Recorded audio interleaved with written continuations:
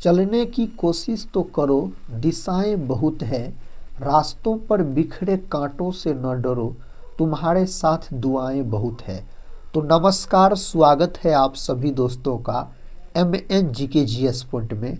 आप सभी दोस्त लोग कैसे हैं? हम उम्मीद करते हैं कि बहुत अच्छे होंगे। दोस्तों, आज की इस वीडियो में हम करने वाले हैं लुसेंट किताब का निचोड़ GKGS के 65 रामबाण प्रश्न को। साथ ही ये जो 65 प्रश्न है GKGS के, ये किसी न किसी एग्जाम में कई सालों से लगातार पूछे गए हैं और आने वाला जो भी एग्जाम है उसमें भी पूछने की संभावना इससे बहुत ही अधिक है। तो दोस्तों, इस वीडियो को पूरा जरूर देखिए और इसमें 65 रामबाण प्रश्न है, इन्हें आप याद जरूर कर लीजिए। तो चलिए दोस्तों, आज के इस GKGS की वीडियो को हम शुरू करते हैं। आज का देखिए पहला प्रश्न है, कहता है किस विटामिन का निर्माण हमारे शरीर में सूर्य के प्रकाश में होता है? इसका सही उत्तर हो जाएगा विटामिन डी। दोस्तों, अगर आपसे प्रश्न पूछा जाए कौन विटामिन को हार्मोन भी कहा जाता है, तो विटामिन डी को हार्मोन भी कहा जाता है। विटामिन डी के कमी के कारण दो बीमारी हो जाता है, एक रिकेट्स नामक बीमारी और दूसरा ऑस्टियोमलेशिया नामक बीमारी। रिकेट्स नामक बीमारी अधिकतर बच्चों में देखने को मिलता है, लेकिन ऑस्टियोमलेशिया अधिकतर वयस्कों में देखने को मिलता है। विटामिन डी का रासायनिक नाम पूछा जाए तो कैल्सीफेरॉल बोल सकते हैं। विटामिन ए का दोस्तों रासायनिक नाम पूछा जाए तो रेटिनॉल बोल सकते हैं। विटामिन ए का रासायनिक नाम होता है।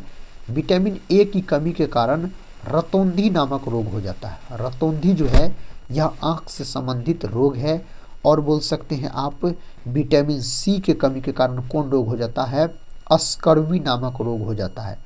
और साथ ही याद रखिएगा, विटामिन सी का रासायनिक नाम पूछा जाए तो एस्कॉर्बिक अम्ल बोलिएगा। और आंवला जो है विटामिन सी का प्रमुख स्रोत माना जाता है। विटामिन B1 का बात करते हैं दोस्तों, तो इसको थायमिन बोला जाता है। और विटामिन B1 के कमी के कारण अगर रोग पूछा जाए तो बेरी नामक रोग हो जाता है। विटामिन बी और विटामिन सी ये दोनों विटामिन जल में घुलनशील होते हैं। बाद बाकी जो भी विटामिन है सभी वसा में घुलनशील होते हैं। अगला प्रश्न कर लेते हैं। साथी प्रश्न कहता है ऑक्जेलिक अम्ल निम्नलिखित में से किस में पाया जाता है? ऑक्जेलिक अम्ल जो है इस चार ऑप्शन में से पालक में पाया जाता है। नींबू और संतरा का बात किया जाए तो इसमें साइट्रिक अम्ल पाया जाता है। कौन अम्ल? साइट्रिक अम्ल खट्टे फलों में पाया जाता है। इमली और दोस्तों अगर बात किया जाए अंगूर का, तो इमली और अंगूर में पूछा जाए आपसे तब आप बोलिएगा टाट्रिक अम्ल पाया जाता है। कौन अम्ल? टाट्रिक अम्ल पाया जाता है, याद रखिएगा। अगर साथ ही आपसे पूछ लिया जाए दूध और दही में कौन अम्ल पाया जाता है, तो दूध और दही में दोस्तों लैक्टिक अम्ल पाया जाता है। कौन अम्ल? लैक्टिक अम्ल। दोस्तों, अगर आपसे पूछा जाए सिरका में कौन अम्ल पाया जाता है, तो एसिटिक अम्ल पाया जाता है। सिरका में आप बोल सकते हैं। अम्ल का पीएच मान पूछा जाए तो 7 से कम होता है अम्ल का पीएच मान। अगर दोस्तों उदासीन विलयन का पीएच मान पूछा जाए तो बोलिएगा 7 होता है। क्षारकीय विलयन का पीएच मान पूछा जाए तो 7 से अधिक होता है। और आप सभी दोस्त लोग कमेंट बॉक्स में बताइएगा विटामिन शब्द का खोज किसके द्वारा किया गया था? दोस्तों, प्रश्न कहता है निम्नलिखित ग्रंथियों में से कौन सी ग्रंथि को मानव शरीर की मास्टर ग्रंथि कहते हैं?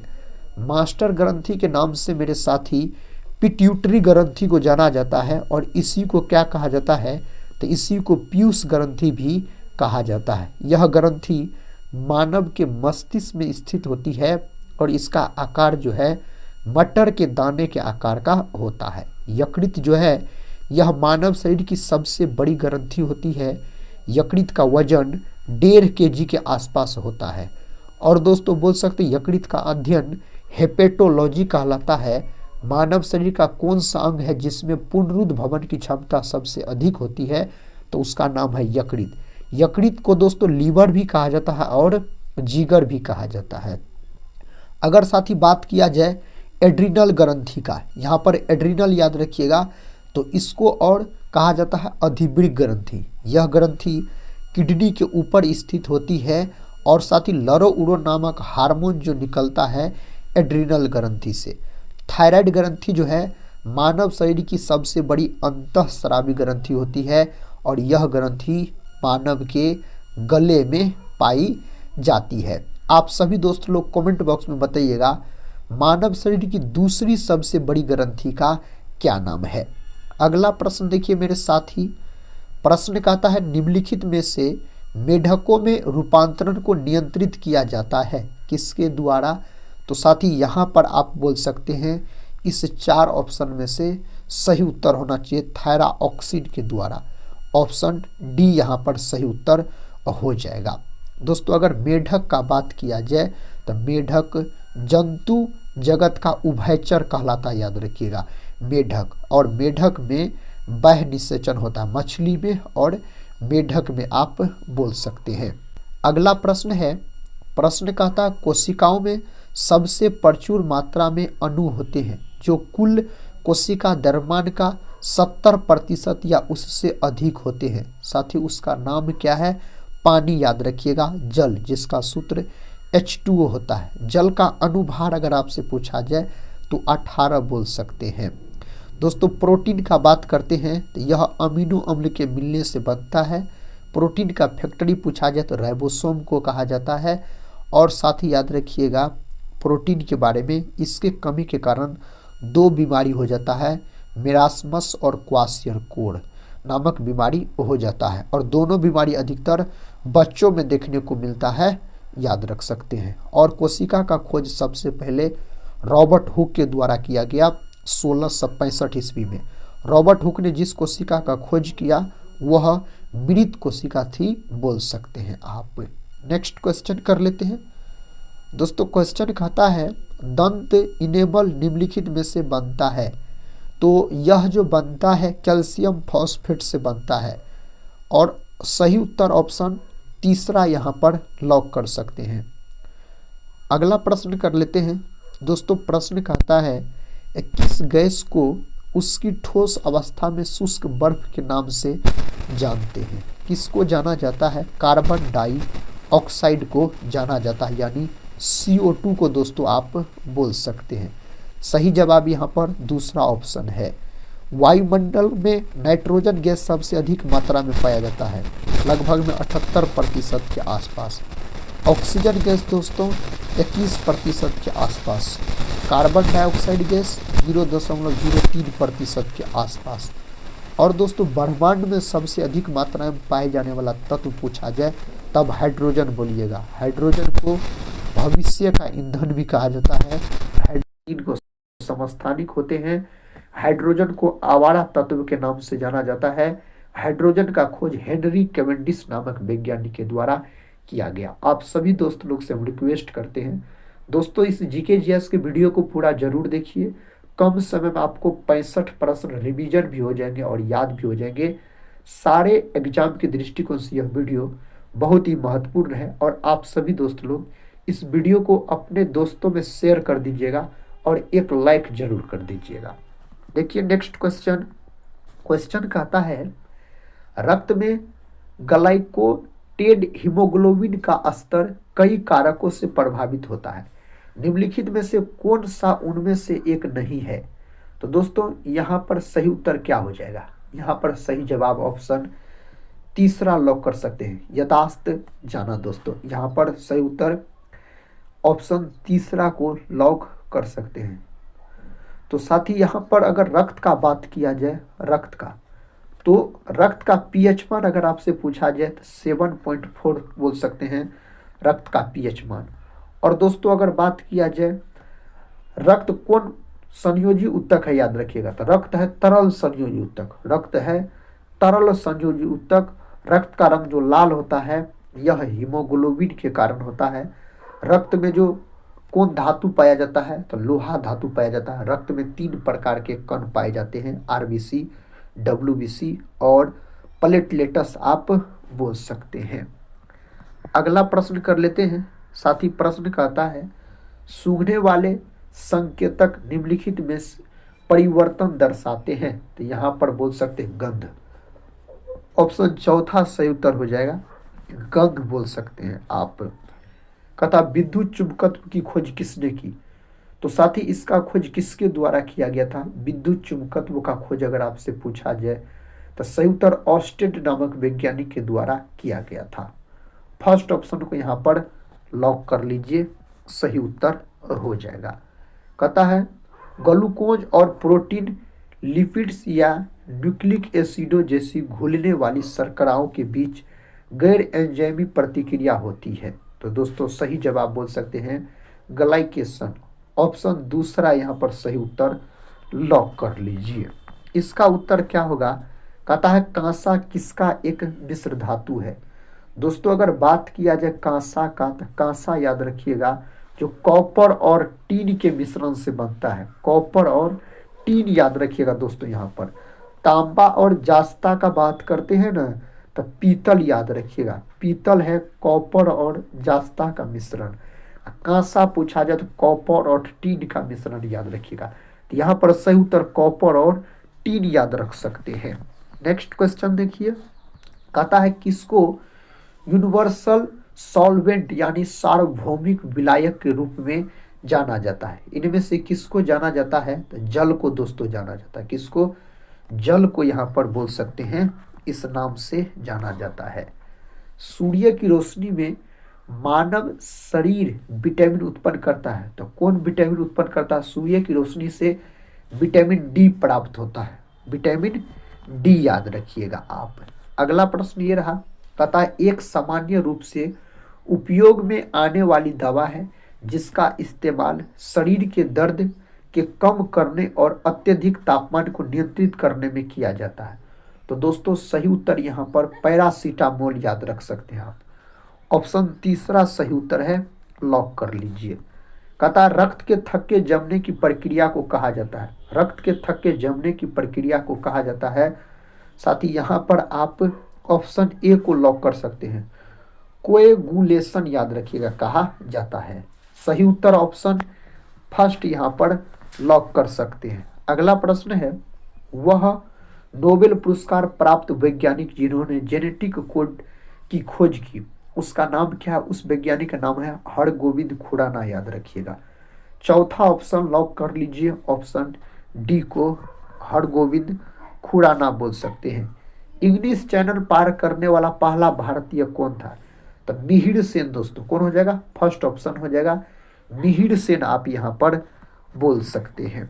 नेक्स्ट क्वेश्चन कहता है निम्न में से किसने 1989 में वर्ल्ड वाइड वेब यानी WWW का आविष्कार किया? तो टीम वर्नर्स ली बोल सकते हैं। तीसरा ऑप्शन लॉक कर लीजिए यहाँ पर। नेक्स्ट क्वेश्चन देखिए, क्वेश्चन कहता सोशल हार्मनी नामक पुस्तक के लेखक कौन है? दोस्तों इस पुस्तक के लेखक कौन है? तो नरेंद्र मोदी याद रखिएगा। दूसरा ऑप्शन सही है, नरेंद्र मोदी आप बोल सकते हैं।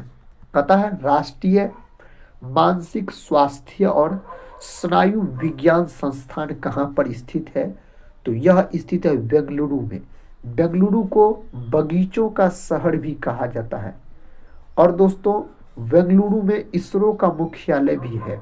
इसरो का मुख्यालय भी बेंगलुरु में स्थित है। नेक्स्ट क्वेश्चन है, कहता है डर्बी ट्रॉफी निम्नलिखित में से किस खेल से संबंधित है? यह ट्रॉफी जो है घुड़दौड़ से साथ ही संबंधित है। किससे? घुड़दौड़ से यह ट्रॉफी संबंधित है। 1979 का क्रिकेट विश्व कप किसके द्वारा जीता गया था? तो दोस्तों यह जो जीता गया था वेस्ट इंडीज के द्वारा। किसके द्वारा? वेस्ट इंडीज के द्वारा बोल सकते हैं जीता गया था। भारत के किस राज्य से खुर्जा मिट्टी के बर्तन संबंधित है? कौन राज्य से संबंधित है? तो सही उत्तर यहाँ पर बोल सकते हो उत्तर प्रदेश। क्या हो जाएगा? उत्तर प्रदेश दोस्तों होना चाहिए इसका उत्तर। कहता है माथेरान नामक हिल स्टेशन कहाँ पर स्थित है? तो माथेरान नामक हिल स्टेशन जो है यह महाराष्ट्र राज्य में स्थित है। Option A Maharashtra. कहता चुमोट किस राज्य की स्वदेशी पारंपरिक ताल वाद्य यंत्र है? तो दोस्तों सही जवाब हो जाएगा गोवा।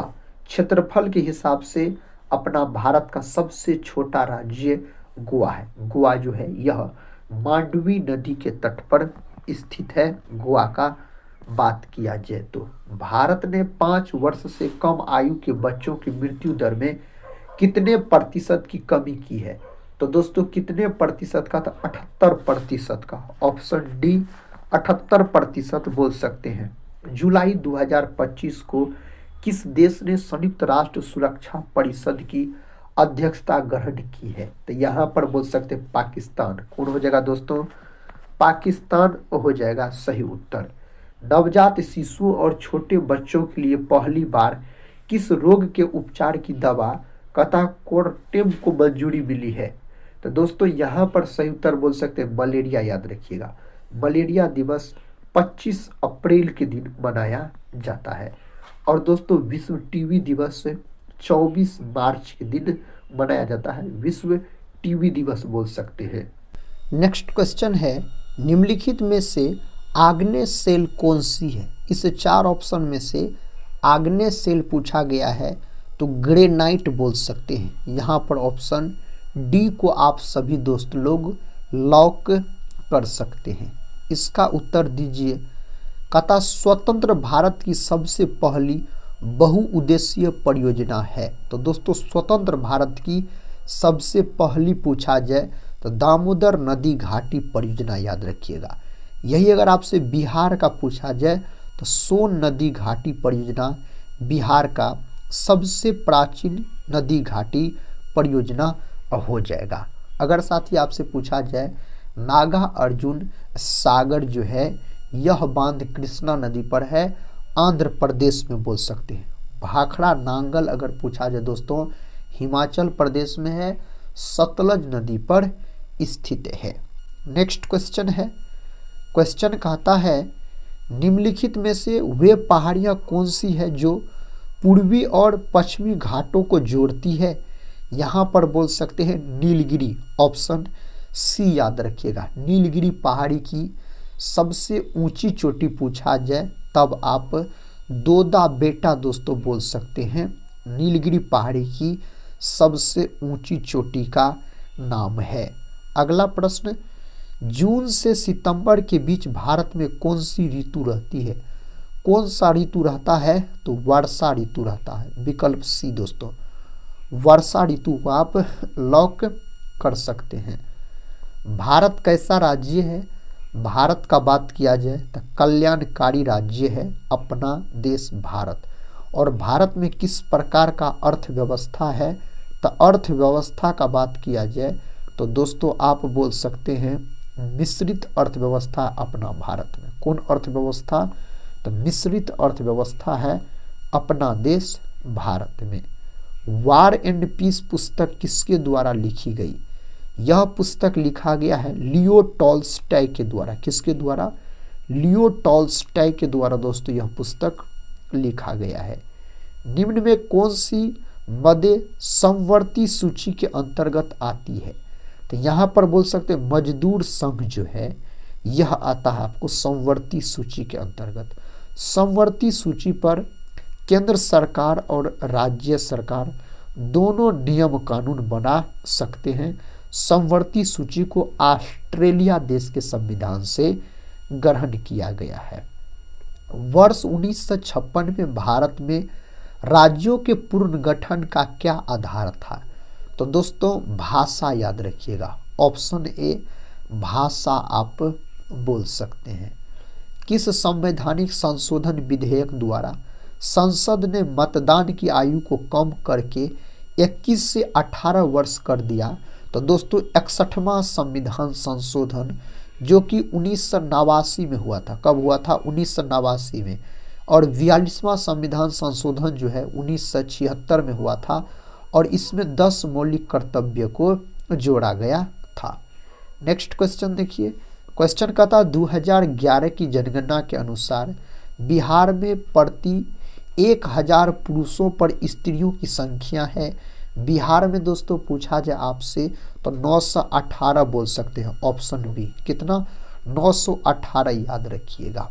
अगला प्रश्न है, कहता है 2011 की जनगणना के अनुसार भारतवासियों की औसत आयु थी। तो औसत आयु दोस्तों पूछा जाए तो 64.6 वर्ष यानी 65 वर्ष के आसपास आप बोल सकते हैं। कहता है जम्मू और कन्याकुमारी को जोड़ने वाला सबसे लंबा राष्ट्रीय राजमार्ग है, तो यहाँ पर राष्ट्रीय राजमार्ग दोस्तों NH44 है। क्या है? NH यहाँ पर मेरे साथी 44 आप बोल सकते हैं। महात्मा गांधी द्वारा भारत छोड़ो आंदोलन का प्रारंभ डैश वर्ष में किया गया था, तो भारत छोड़ो आंदोलन का शुरुआत 8 अगस्त 1942 को मुंबई के ग्वालियर ट्रैंक मैदान से हुआ था। और इस समय भारत का अगर आपसे वायसराय पूछा जाए भारत छोड़ो आंदोलन के समय, लॉर्ड लिनलिथगो दोस्तों इस समय भारत के वायसराय के पद पर थे। समुद्री मार्ग से विश्व का परिभ्रमण सबसे पहले किसने किया? तो दोस्तों मैगलन नामक व्यक्ति के द्वारा किया गया।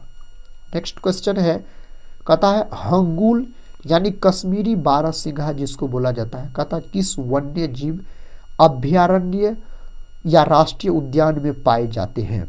तो यह पाए जाते हैं दाचीगाम अभयारण्य। यह कहाँ पड़ता है? तो यह पड़ता है आपको जम्मू कश्मीर में है दोस्तों, दाचीगाम अभयारण्य याद रखिएगा। नेक्स्ट क्वेश्चन, निम्नलिखित में से किस राज्य की सीमा सबसे अधिक राज्यों या केंद्र शासित प्रदेशों से जुड़ी हुई है? तो किसका जुड़ा हुआ है? तो दोस्तों उत्तर प्रदेश का जुड़ा हुआ है। किसका? उत्तर प्रदेश का आप बोल सकते हैं। हिंदुस्तान सोशलिस्ट रिपब्लिकन आर्मी के संस्थापक नेताओं में एक थे, तो दोस्तों यहाँ पर बोलिएगा भगत सिंह। क्या हो जाएगा? भगत सिंह, ऑप्शन बी हो जाएगा। अगस्त 1932 के कहता रेमजे मैकडोनाल्ड के सांप्रदायिक पंचायत के द्वारा पहली बार एक पृथक निर्वाचक समूह बनाया गया। तो दोस्तों यह किसके लिए बनाया गया था? अछूतों के लिए बनाया गया था। किसके लिए? अछूतों के लिए मेरे भाई यह बनाया गया था। कहता पिग्मीज निवासी है, यह कहाँ के निवासी हैं? अफ्रीका के। फर्स्ट ऑप्शन सही है, अफ्रीका के यह निवासी हो जाएंगे। गारो जनजाति है, तो मेघालय की दोस्तों गारो खासी जयंतिया, ये मेघालय की है, याद रखिएगा। नेक्स्ट क्वेश्चन कहता है निम्नलिखित में से कौन सा केंद्रीय सरकार का कर नहीं है? इस 4 ऑप्शन में से कौन केंद्रीय सरकार का कर नहीं है? तो भूमि राजस्व दोस्तों यह केंद्रीय सरकार का कर नहीं है। अगला प्रश्न है स्वेज नहर किन 2 समूहों कहता समुद्रों को मिलाती है? दोस्तों स्वेज नहर जो है किन 2 समुद्रों को मिलाती है? तो भूमध्य सागर और लाल सागर बोल सकते हैं आप, इसको मिलाने का काम करती है। संविधान का कौन सा भाग राज्य नीति के निर्देशक सिद्धांतों से संबंधित है? तो यहाँ पर संबंधित है भाग 4, ऑप्शन बी भाग 4 यहाँ पर संबंधित है। मुख्य आयरन और स्टील उद्योग किस पठार में स्थित है? तो दोस्तों यह छोटा नागपुर पठार में स्थित है, ऑप्शन डी छोटा नागपुर पठार में। माजुली संसार का सबसे बड़ा नदी द्वीप है, किस राज्य में स्थित है? तो मेरे भाई यह असम में। 3 और बांग्लादेश से घिरा हुआ भारत का राज्य तो त्रिपुरा, याद रखिएगा। नेक्स्ट क्वेश्चन है कहता है गंगा हिमालय से निकलती है, वाक्य में रेखांकित शब्द में कारक है। यहाँ पर कारक आपसे पूछा गया है, तो अपादान कारक दोस्तों यहाँ पर आप बोल सकते हैं। इसका उत्तर क्या होगा? ऑपरेशन ब्लैक बोर्ड का लक्ष्य है। तो दोस्तों इसका जो लक्ष्य है शैक्षिक रूप से पिछड़े क्षेत्र में प्राथमिक शिक्षा प्रदान करना। चौथा ऑप्शन यहाँ पर सही उत्तर हो जाएगा। 1 किलोग्राम के पदार्थ के तापमान को 1 डिग्री सेंटीग्रेड कहता है बढ़ने के लिए आवश्यक उष्मा की मात्रा को क्या कहा जाता है? इसको क्या कहा जाता है? तो इसको कहा जाता है विशिष्ट उष्माधारिता, ऑप्शन बी विशिष्ट उष्माधारिता के नाम से इसको जाना जाता है। किस पंचवर्षीय योजना ने मानव पूंजी के महत्व पर जोर दिया है? कौन पंचवर्षीय योजना दोस्तों जोर दिया गया था किसमें? तो 8वीं पंचवर्षीय योजना, याद रखिएगा आप 8वीं पंचवर्षीय योजना हो जाएगा सही जवाब। गरीबों के भोजन और पोषण संबंधी स्थिति में सुधार करने का कौन सा कार्यक्रम है? तो दोस्तों सही जवाब है सार्वजनिक वितरण प्रणाली, ऑप्शन बी को आप लॉक कर लीजिए। आइसोब्यूटेन का आईयूपीएसी नाम है दोस्तों, आईयूपीए नाम आइसोब्यूटेन का आपसे पूछा गया है तो 2 मिथाइल प्रोपेन याद रखिएगा। सी वाले ऑप्शन को लॉक कर सकते हैं आप। उस वैज्ञानिक का नाम जिसने प्रथम बार टीके की खोज की उसका नाम है दोस्तों एडवर्ड जेनर नामक वैज्ञानिक, और चेचक के टीके का खोज इसके द्वारा 1796 में किया गया था। अगला प्रश्न है, प्रश्न कहता है अलग अलग किस्म की फसल को उसी जमीन में बारी बारी से उगाना तकनीकी रूप से कहलाता है, तो यह दोस्तों फसल चक्र कहलाता है। ऑप्शन बी क्या कहलाता है? फसल चक्र। स्वर्ण चतुर्भुज सुपर राजमार्गों का रखरखाव किसके द्वारा किया जाता है? तो इसका रखरखाव साथी NHAI के द्वारा किया जाता है। अगला प्रश्न है, कहता है विद्युत शुद्धिकरण में कैथोड बना होता है, तो इसमें कैथोड जो बना होता है शुद्ध धातु की पतली परत। ऑप्शन ए शुद्ध धातु की पतली परत बोल सकते हैं। अवध में किसानों का नेतृत्व किसने किया? अवध में किसानों का नेतृत्व बाबा रामचंद्र के द्वारा किया गया था। ऑप्शन सी को लॉक कर लीजिए आप सभी दोस्त लोग। इस वीडियो का आखिरी प्रश्न है, हड्डी एक उदाहरण है दोस्तों, हड्डी जो है यह संयोजी उत्तक का उदाहरण है। रक्त भी दोस्तों संयोजी उत्तक का उदाहरण है, याद रखिएगा।